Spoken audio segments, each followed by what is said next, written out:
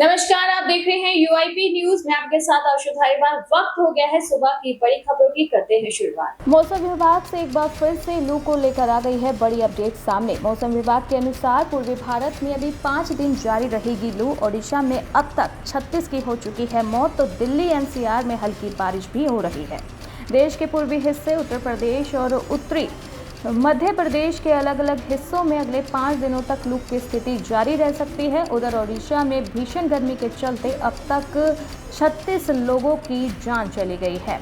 जम्मू कश्मीर और हिमाचल प्रदेश के ऊंचाई वाले इलाकों में बर्फबारी के साथ बारिश हुई। राष्ट्रीय राजधानी और आसपास के कुछ इलाकों में हल्की बारिश बीते रात हुई। प्रचंड गर्मी के बाद उत्तर पश्चिम भारत के कुछ स्थानों पर अब अगले 2 दिन आंधी तूफान के साथ बारिश की संभावना है। कहीं कहीं जोरदार बारिश हो सकती है। इसी पर मौसम विभाग ने बड़ी अपडेट दी है कि अभी 5 दिन यानी कि अभी 11 जून तक लू से राहत की कोई भी संभावना नहीं है। राजस्थान विधानसभा के नेता प्रतिपक्ष टीकाराम जूली हादसे का शिकार हो गए। दिल्ली मुंबई एक्सप्रेसवे पर उनकी कार के सामने एक नील गाय आ गई, जिसके बाद एक जोरदार टकराव हुई। 2 साल में दिल्ली मुंबई एक्सप्रेसवे हाईवे पर राजस्थान विधानसभा के नेता प्रतिपक्ष टीकाराम जूली की गाड़ी का एक्सीडेंट हो गया। हादसे में जूली के बाएं हाथ में फ्रैक्चर हुआ है।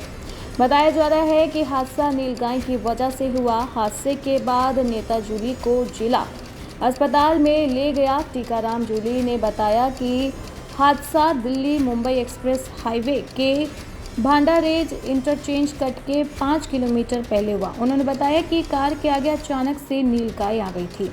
जब कुछ समझ पाते उससे पहले कार जो है वो गाय से टकरा चुकी थी। टीकाराम ने बताया कि हादसे तुरंत बाद ही कार के एयरबैग खुल गए, जिसके कारण ज़्यादा चोट नहीं आई।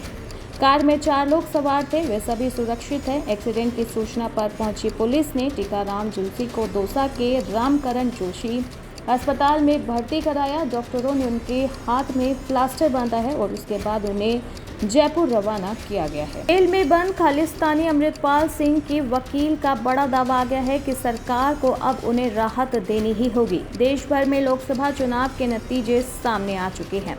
जेल में बंद खालिस्तानी अलगवादी अमृतपाल सिंह खडूर साहिब लोकसभा सीट पर विजय रहा। अब उसके वकील राजदेव सिंह खालसा ने कहा कि अमृतपाल का प्रयास पंजाब में नशीली दवाओं के दुरुपयोग को समाप्त करने की दिशा में था। खडूर साहिब लोकसभा सीट पर जीत के बाद अमृतपाल सिंह की पत्नी और वकील उनसे मिलने के लिए डिब्रूगढ़ जेल गए। सिंह ने 4,04,430 मतों से जीत हासिल की है, जिसके बाद उनके वकील का ये दावा है कि सरकार को अब इस जीत के बाद उन्हें राहत देनी ही होगी। बढ़ते हैं आप स्पोर्ट्स की तरफ। ऑस्ट्रेलिया ने ओमान को T20 वर्ल्ड कप में 39 रनों से हराया। मार्कर्स का एक ऑलराउंडर प्रदर्शन को देखने को मिला, तो वहीं अयान के प्रदर्शन पर पानी फिरता हुआ दिखा। T20 वर्ल्ड कप 2024 के तहत ऑस्ट्रेलिया और ओमान के बीच मुकाबला खेला गया। इस मैच में मिचेल मार्श की टीम ने ओमान को 39 रनों से हरा दिया। ऑस्ट्रेलिया ने पहले बल्लेबाजी करते हुए 20 ओवर में 5 विकेट खोकर 164 रन बनाए। जवाब में ओमान 20 ओवर में 9 विकेट पर 125 रन ही बना सकी। इस मैच में डेविड वार्नर और मार्कस स्टोइनिस ने अर्धशतक लगाए। 165 रनों के लक्ष्य का पीछा करने उतरी ओमान की टीम रनों पर ऑल आउट हो गई। इस मैच में उनकी शुरुआत झटके के साथ हुई। पहले ओवर की तीसरी गेंद पर मिचेल स्टार्क ने प्रतीक अठावले को LW आउट किया। 5वें ओवर में नाथन एलिस ने कश्यप एल्स को आउट किया, जो सिर्फ 7 रन बना सके। इस मैच में ओमान का बल्लेबाजी क्रम कुछ खास कमाल नहीं दिखा पाया। अयान खान के अलावा कोई बल्लेबाज नहीं चला। उन्होंने 36 रन बनाए। हालांकि 16वें ओवर में जंपा ने उन्हें अपना शिकार बनाया। इस मैच में आकिब इलियास 18, जिशान मकसूद 1, खालिद काइल 8, शोएब खान 0, मेहरान खान 27, शकील अहमद सिर्फ 11 रन पर। बॉलीवुड से बड़ी खबर, हर दिन घट रही है मिस्टर एंड मिसेस माही की कमाई। बॉलीवुड अभिनेत्री जानवी कपूर और राजकुमार राव की मिस्टर एंड मिसेस माही इस शुक्रवार को 31 मई को सिनेमा घरों में रिलीज हुई थी। फिल्म में दोनों सितारे पति पत्नी की भूमिका में नजर आ रहे हैं। दर्शकों की ओर से फिल्म का सकारात्मक प्रतिक्रिया मिल रही है। इसके बावजूद फिल्म की कमाई हर रोज घटती नजर आ रही है। मिस्टर एंड मिसेज माही ने शानदार ओपनिंग के साथ अपनी शुरुआत की थी, मगर धीरे धीरे फिल्म की कमाई का ग्राफ हर रोज गिरता जा रहा है।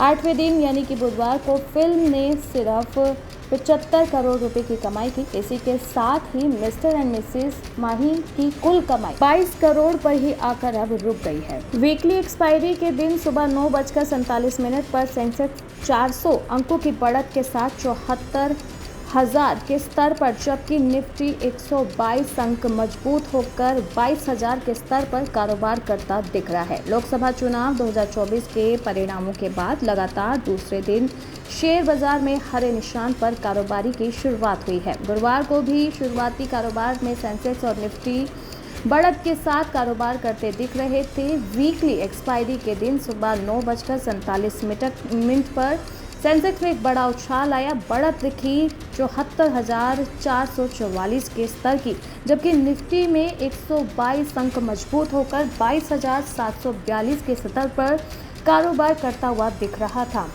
शुरुआती कारोबार में रुपया डॉलर के मुकाबले 3 पैसे की बढ़त के साथ 83.41 के रुपए के स्तर पर कारोबार करता हुआ दिख रहा है। तीसरा भाजपा अध्यक्ष मनमोहन सामल ने कहा कि प्रधानमंत्री नरेंद्र मोदी ने ब्रह्मपुर की चुनाव रैली में कहा था कि भाजपा का नया मुख्यमंत्री 10 जून को शपथ लेगा। मुख्यमंत्री का चयन प्रधानमंत्री की ओर से निर्धारित मानदंडों के आधार पर होगा। ओडिशा के अगले मुख्यमंत्री के नाम पर 1-2 दिन में मोहर लग जाएगी। प्रदेश भाजपा अध्यक्ष मनमोहन सामल ने सीएम के नाम को लेकर चल रही अटकलों के बीच बताया कि पार्टी का संसदीय बोर्ड जल्द ही फैसला लेगा। सामल ने कहा, प्रधानमंत्री नरेंद्र मोदी ने ब्रह्मपुरा की चुनावी रैली में कहा था कि भाजपा का नया मुख्यमंत्री 10 जून को शपथ लेगा। मुख्यमंत्री का चयन प्रधानमंत्री की ओर से निर्धारित मानदंडों के आधार पर होगा। वह एक ओडिया व्यक्ति होगा जो राज्य की संस्कृति और परंपरा को कायम रखेगा। उन्होंने कहा, चुनाव से पहले भाजपा के किए गए सभी वादे पूरे किए जाएंगे। विधानसभा चुनाव ओडिया गौरव, संस्कृति और परंपरा की रक्षा के लिए लड़ा गया था।